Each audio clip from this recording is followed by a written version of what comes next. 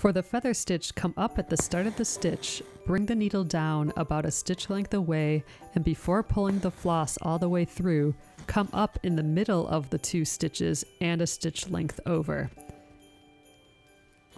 Catch the loop of the floss as you pull it through, making a V shape. Make your second stitch in the same way, but moving over 1 stitch from the last.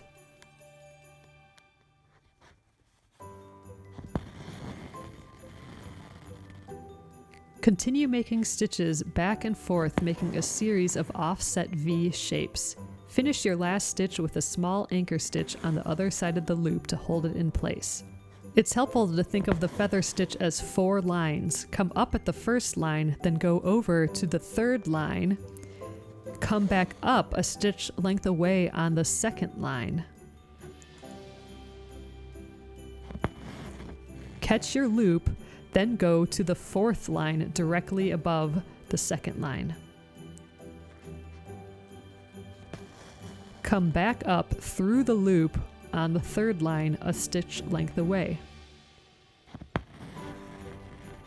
Continue going back and forth along the lines.